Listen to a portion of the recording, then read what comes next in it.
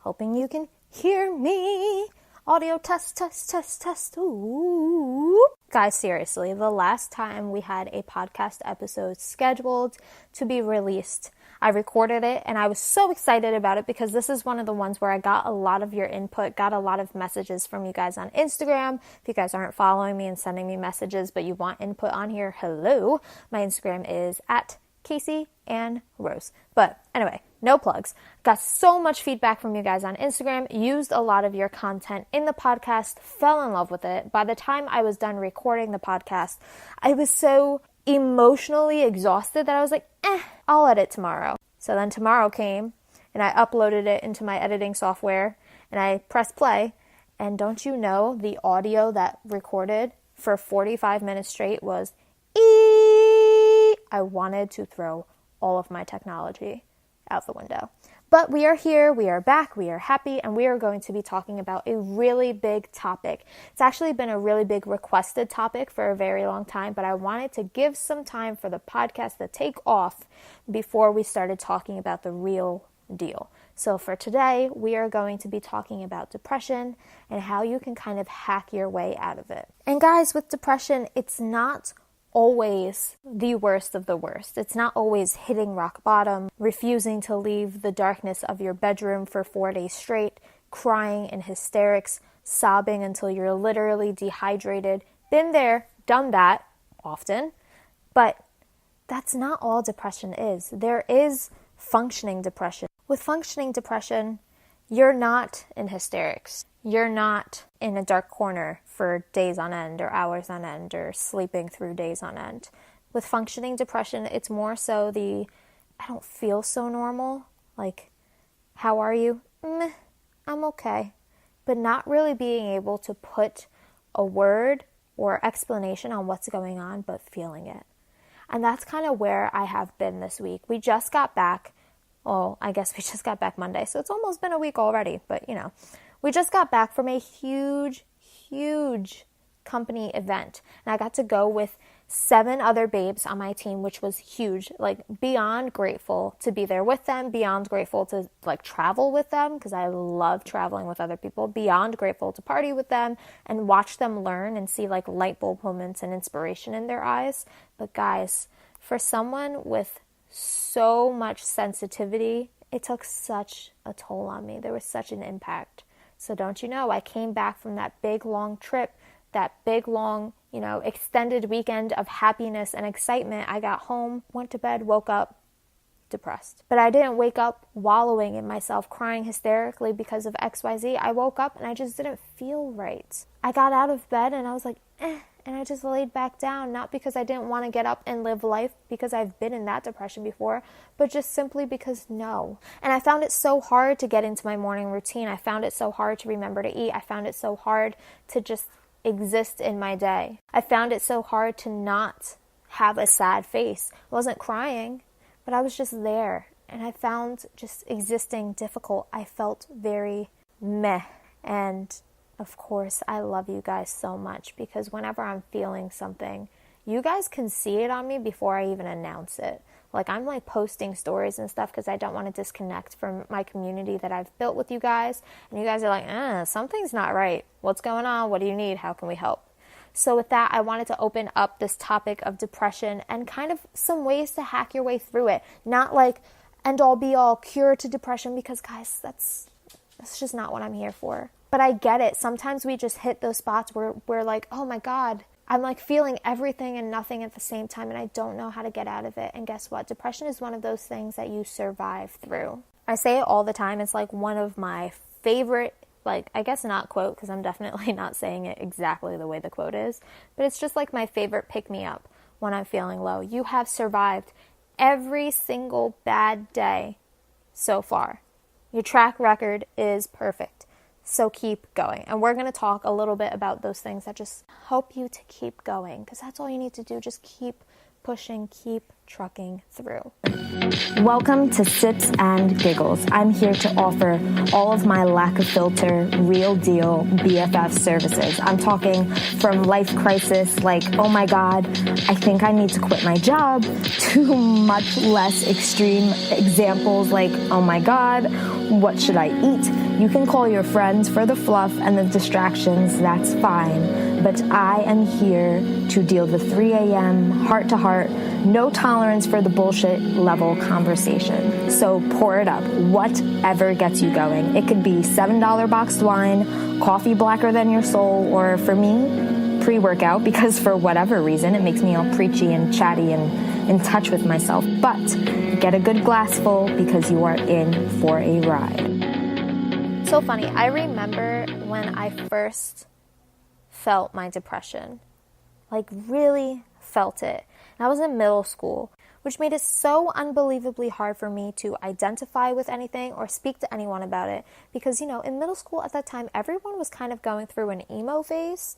The dark hair and the bands and the way you dress, and everyone just so happened to have like this huge emotional sob story. Everyone had the rubber bands around their wrist and pretended like they were snapping, even though like quite a few of us were actually snapping. Really, really confused. The emo phase was just not a good time for me to fall into my depression and really need that mental health help. It was hard for me to speak about it because even when I did try to bring it up to friends in my school, who at that time, those are the people I felt closest with that I could share these things with, having those conversations, I was like, no, but you don't get it. Like, I'm really depressed. Like, I'm actually really depressed. Not like you trying to be cute depressed. I'm really actually depressed. And I remember at that time going like, but am I actually?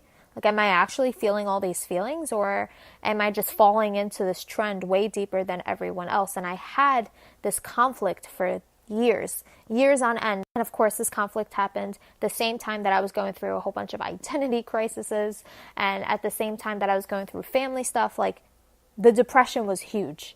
And it took me forever to finally go, you know what, I need to speak to like an adult about this. Brought it up to my family, and they sent me to my first therapist, who was more than willing to tell me, yeah, no, you're not just being cute. Like, you got some problems, girlfriend. And shout out to my old therapist, Rosalie, for telling me I got some problems, because girl, you don't even know. But it's good, because from there I was able to seek help. And not only just seek help in a way of like talking to my parents or going to my therapist or taking the meds that were prescribed to me, but really figure out, okay, these are feelings that I've had before, and I know why I'm feeling this. It's because of my depression, or it's because of the state of depression. Let's find some ways that can get me out of it. From a very, very young age, I was so interested in learning just what makes people happy again. What brings people from that state of functioning depression, or that miserable state of like deep depression, what brings them back to baseline, and then what brings them beyond baseline, which is so exciting because now there's like a whole branch of psychology specifically for that. But, that's a topic for another day. But even as I was growing through all of these things that I could do for myself and all of this research that I could try to, it was just really, really hard because I still felt very alone in it.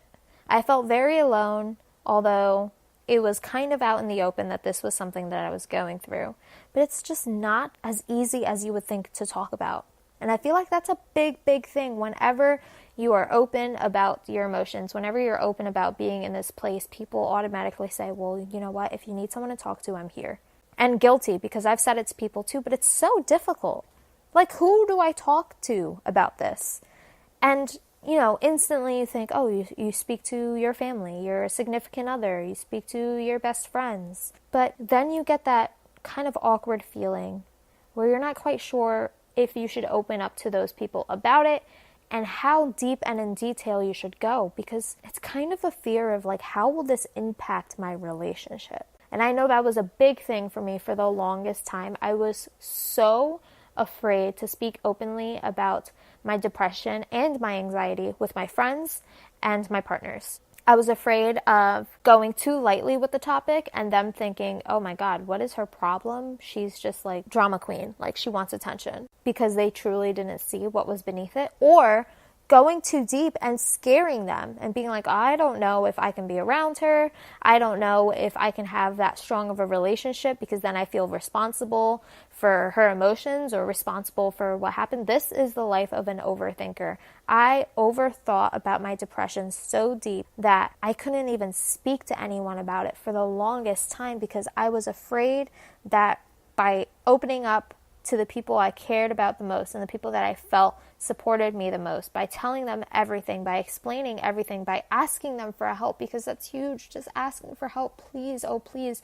I don't even need a solution, but please support me. Please be willing to hear me out. Please check in on me. By doing those things, I was afraid that I was going to ruin those relationships, which would then make me lose some of the things that made me happier and throw me deeper into a depression. I've worked through that a bit. Here I am, I'm 22 and I'm still going through it real deep. I gotta say, it's Sunday now. I got home and finished my travels last Monday. It took me until today to feel okay because my depression grabbed me by the ankles and just pulled me down underneath. But even with that, I've found ways to take care of myself.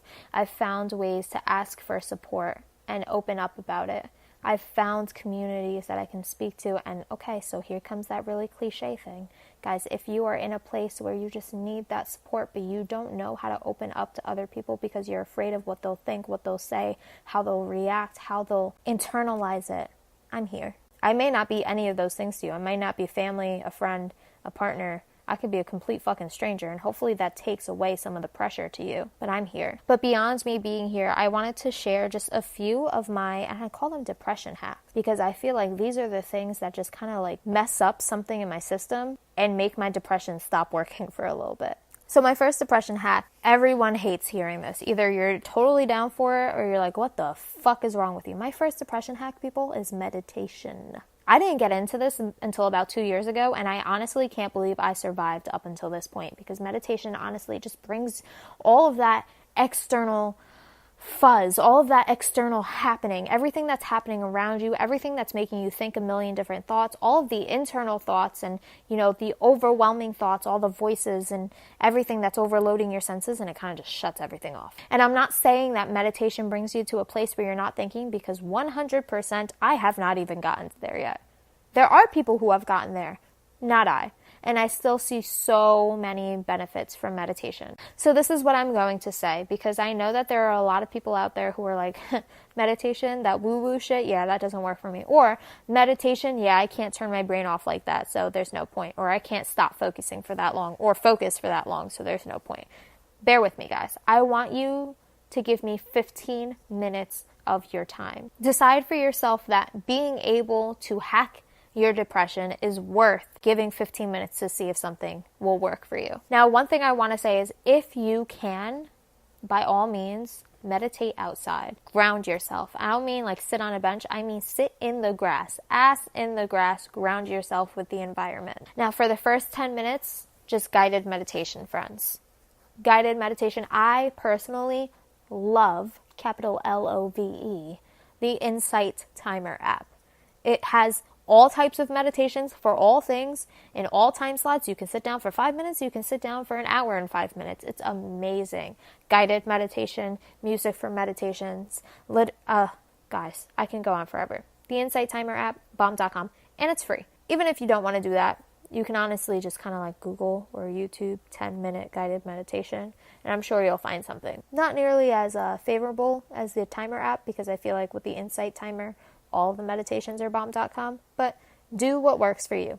Find a 10-minute guided meditation. Sit down with it. Have headphones on, whether it's like over the ear or like little earbuds. Whatever you can do, make that a direct contact. That's the first thing you're hearing. There are going to be other things happening around you. Your dog is going to be running around. Your kid might start crying. You know, the birds might be chirping, somebody might be honking their horn. You can't wait for a silent moment to try to start meditating, because if you do that, you will always find something that will get in the way. So just sit the fuck down, turn on a 10-minute guided meditation, put on your headset, and listen. And the cool thing about guided meditation is anyone who's running the guided meditation will say in the very beginning, it is okay if you lose track of your thoughts.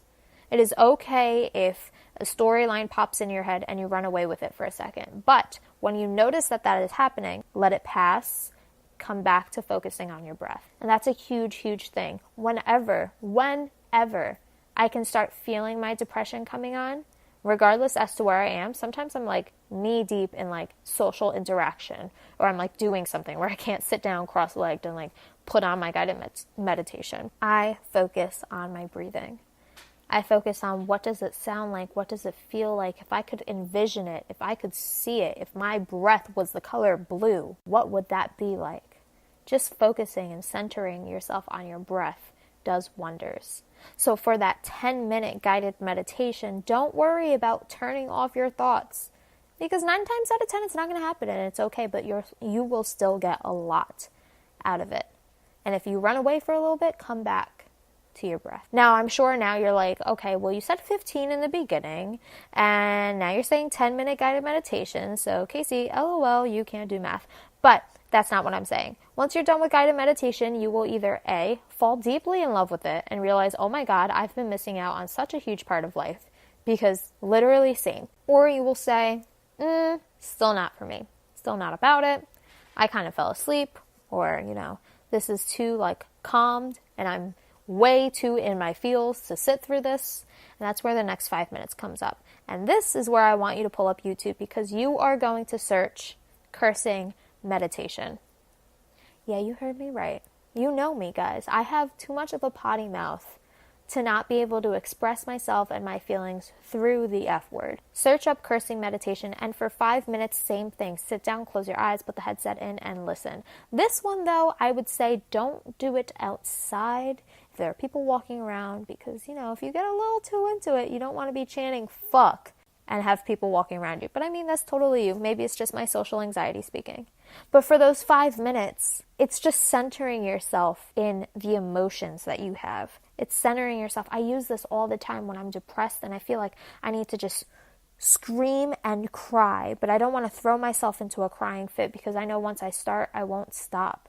So instead, I'll throw on some cursing meditation, because sometimes that just brings up the reason for my depression that I couldn't identify before. Sometimes it brings up these emotions that have buried so deep beneath me that they're causing trouble inside of me, and I can't find the reason until suddenly I am able to scream the word fuck. And you know what? It's kind of funny, because I find the same relaxation after cursing meditation as I do with regular guided meditation. So just find your groove. Try both of them. Give them a chance. Don't go into it and be like, this isn't going to work. This is going to fucking suck.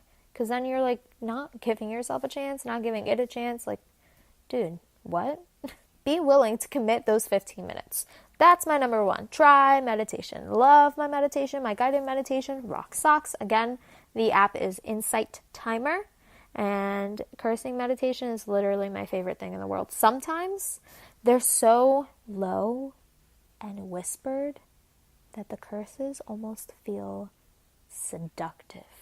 And it almost gives you a little bit of that ASMR feeling, where suddenly you're a little tingly in the back and you're like, wow, I didn't know the words fuck and bitch could make me feel so good. Honestly, for me, I've known those words can make me feel good for a long time. But Second thing, and this is something that I hold very near and dear to my heart, and I was the person when I first heard about it that was like, that's a joke. That's too far. You're going too far. That's real fucking uncomfortable. That's real hoo-hoo woo-woo shit. Get out of my face. You're soft. But I started doing it, and lo and behold, it's actually something that I do every single fucking day, so that when I do hit those lows, either the deep depressions or the functioning depression, I have something to kind of help me float so I'm not drowning. And this is a gratitude journal. So every night before I go to bed, and I say you should do this too, whether you're writing it down or you're putting it in the notes in your phone, just make it somewhere that you can go to. Every night before you go to bed, write 3 things you are grateful for. It could be something that you are grateful for in what you did that day, in the things that you are blessed with in life. Maybe you're just grateful for something that has to do with you. I am so fucking grateful for how strong and beautiful my legs are. I shit you not, I've written that down. 3 things. Just sit and think, what am I grateful for today? How did today rock my socks? How did today save me from not being so rocked in the sock area? write them down. And it doesn't have to be super serious. It doesn't have to be something that you would like read off to your family during Thanksgiving. I'm so grateful for the underwear that I chose to wear today, because I know if I chose the other ones, I would have been so uncomfortable. I'm serious. Just 3 things real quick that you're grateful for, because then those things pile up every day. And when you hit times where you're depressed and you're just stuck and you just constantly are hitting yourself with why me, why this, why now, you can open up that gratitude journal and you're just hit. You're hit with all of the good. You put kind of a new twist on your thoughts. Your thoughts when you're deep in depression, or your thoughts when you have functioning depression, are all negative or neutral. They're just meh. They're meh, or really a lot worse than meh. And then when you hit them with all of this gratitude, not only does it make you grateful in the moment, but it brings you back to days and times and things that make you happy. It makes that other emotion surface. Suddenly you're feeling good. Maybe it's just little bubbles of good and they pop and you go back to depressed, but it's there. And it's almost a reminder that, oh, I am going to be okay. Oh, I can be happy. Oh, look, there's a smile peeking through. So I know, as cheesy as it sounds, get down and dirty with your gratitude. Every day, every night, before you go to bed, 3 things in your gratitude journal. You'll see. You will thank me, I swear. It's so, so powerful looking back at the good things and the things that you're thankful for when you hit a place where you're feeling like, what the fuck? When you hit a place where you're feeling like, why me, why now, why this? All right, my next little depression hack is to make the bomb.com playlist. This is like one of my favorites, and I saw a meme the other day that was like real close to this hack that I felt like I made up myself, but it was a little weird. Or I guess it wasn't a meme, it was like a video, and it was a girl, and the text above was like, when you're mad at your boyfriend, but he plays your favorite song. And she like was like real like angry in the beginning, but you can tell like the song was getting to her and she didn't want to sing and she was trying to fight back, but eventually it got to her. Guys, that is like one of my favorite depression hacks. So I have a playlist, my friends. I have a playlist of all of my favorite songs. And not like just all my favorite songs, like, wow, this song is really good. Wow, this song gives me chills. But all of the songs that I literally cannot not sing to. Like, regardless, as if it's like just High School Musical songs that I wish I didn't have the urge to sing to, but like by the second verse, like I am singing it. All the songs like that really, really, really hit you in the feels, that you have no control over yourself. It might be super embarrassing that you know all the words, or maybe it's a song that played over and over and over and over and over again on the radio 6 years ago, and you wish you weren't singing along to because you fucking hate that you're singing to it, but you are because it's catchy and, you know, it's stuck in your head for 3 days now because you heard it once. Those songs. And listen, you're going to put all these songs into a playlist, and its sole purpose is going to be to bring you back into a better mood. Its sole purpose. These songs bring up emotion in you. These songs make you happy. These songs make you do things like sing and smile and dance. It primes you to be in a higher, in an elevated place. But obviously you're not dumb. So when you're in a place where you're feeling meh, or you're in a place where you want to smash your head against the wall a million times, yeah, you're going to feel a little silly putting on these playlists. And yeah, when you put on the playlist, maybe you won't budge for the first song. Maybe you won't even budge for the second. But let it get to you. Allow this playlist, allow these feelings to get to you and to take you over. You'll be like the girl in the little video I saw on Facebook where, you know, in the beginning she didn't want it to work and her eyebrows were down and she was looking away, but then she started wiggling a little bit and she stopped and she like smiled and she was like, fuck that. And she wiggle a little bit more. I'm really tripping over my words today, guys. And then suddenly she was just mouthing the words. And then suddenly she was singing them. And then suddenly she turned around to him and they were singing together. Like, let it slowly chip away at all of those meh feelings, at all of those negative feelings. Let it chip away at your depression. That's like seriously one of my favorites. Anyway, the next hack of depression is to literally shock your senses. Shock your senses. And my favorite way to do this, and you can take an extreme in anything, like the feeling of touch, or maybe you're better with like sound and sight, but for me, it's all smell. Aromatherapy, I haven't like actually gotten real deep into it and researched it. I just know that I fucking love shit that smells good. Love it. Like, I get a new candle from Bath and Body Works, and I'm the happiest bitch in the world. Like, I twerk for new candles. It's that serious. So when I'm deep and I can't find my way out, and it's like, even if I'm trying, I can't pull myself out of this just bleh state, I shock my senses.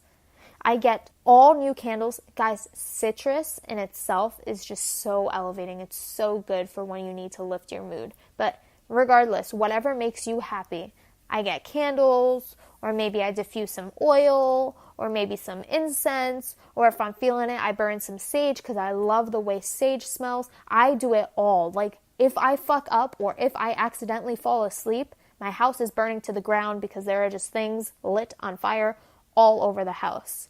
But that in itself brings me to such a better place. And it may not be that now I'm like shaking my groove thing and cartwheeling when I was crying 5 minutes ago. But it kind of brings me to a place where I feel like I have control because I changed my environment. Often enough, when I'm depressed, a lot of it is just the fact that I feel like I have no control and my environment controls me. So when I shock my senses, when I shock my sense of smell, when I do all these things, when I make my house smell like Bath and Body Works itself, it gives me a little bit of control of the things around me, and I like that. And sometimes I go even farther to like deep cleaning parts of the house because the smell of the sprays takes over too. So not only am I controlling and kind of cleansing my environment and decluttering my environment, which also really, really helps with depression, but that's just another smell that I got. So that's one thing to really focus on. And if you guys are more visual and you like visual things, then fuck, man, shock your senses. Get into like crazy colors, whether you're throwing paints or, you know, I don't know. We're not going to get into that, but you know what I'm saying. Or if you're all about the way things feel, get into the tub, take a hot bath, take a cold bath. Literally cocoon yourself in all of your favorite super soft blankets. Just find a way to shock your senses. And let me tell you, sometimes this has a way of kind of like pushing out the leftover emotion. So don't be surprised if you do this and suddenly you like are choking up and you have to like cry a little bit, but it's not like cry like, oh my God, why, but more so crying and letting things out. All right. And since we're talking about letting things out, on to my last depression hack is to physically let it out, like physically get it out. Wow, I'm moving a lot. And I'm using like my headset, like the little Apple earphones. I hope my microphone isn't like crazy hitting into my collarbone and making noises. Oh well, I'm real excited. This is just, hello, I've done all my hacks all this week. And this is me not being depressed after a week of depression. So whatever. But last one is to physically let it out. And this is kind of the one that we all hear about. And we're like, yeah, you know, exercise helps with depression. And here Casey goes, the fitness coach who's going to tell me to exercise to get rid of my depression. But that's not even what I'm saying. Movement in itself. Take that energy that you have inside and push it outwards through your limbs. And find something that you really, really connect with. So sometimes when I'm not feeling the best, I find something fun. I just decide to dance. It could be completely quiet, or maybe I'll put on like one of my dance workouts because at least then I have something to follow along with. Or I put on like an old song that I used to have a dance routine to when I was younger. And I just get it out and I dance. And I don't worry about what I look like or who else is around me or, you know, if I'm doing things right. I just let it out and I dance. And by the end of like, once my body's physically tired, I get to that state where it's like, okay, I have to rest now. And I sit down and I'm like, wow. I'm tired physically, but I feel like I like sweat out everything I was upset about, or I sweat out that meh feeling. I hope you guys understand that, but it doesn't always have to be that. Sometimes it's good to just go on a fucking run and run until you literally can't run any longer. Like give it your all, literally detox that shit out of your body. Sometimes it's good to just do whatever you can to sweat shit out. I love that. I love like sweating my emotions out. It's just such a good fucking feeling. And sometimes it's good to do something to like let anger out. If that's what you're feeling, if you're feeling an undertone of anger, then fucking punch something. Go and like take an MMA class. Or now that there's these crazy like sledgehammer workshops and shit like that, go to a place where they set up a whole bunch of broken furniture and hit shit. I'm not too experienced with it. Haven't really done it myself. Saw it on The Bachelorette the other day. It actually reminded me because somebody told me about it the other day, like before that. Lots of other days. But just hit shit. Not people, shit. And if you can't do all that, grab a pillow. I used to beat the shit out of my pillows in college. When my roommate pissed me off, beat the shit out of my pillow. When I felt so alone, I couldn't help myself. Even though I was in a university full of people who just wanted to make friends and party, I beat the shit out of my pillow. When I woke up and I couldn't understand why I felt like my entire body was 400 times more heavy than it was when I went to bed, I beat the shit out of my pillow with my heavy ass fist. Physically let it out. So guys, I hope this helped you a little bit. And I hope this is something that you're able to look back to, whether you like wrote stuff down or you're like, all right, well, I'm feeling jolly as fuck right now, so your podcast isn't really helping me, but maybe I'll think about some cursing meditation if I ever get into that, place. But with all that being said, guys, the thing to focus on is just depression is temporary. And I know it's so hard for that to seem realistic when you're deep in it, because it feels like it's never ending. It feels like there's no way out. It feels like there's no way to fix it, but it is temporary. Understanding that even if you do absolutely nothing, it is temporary is golden.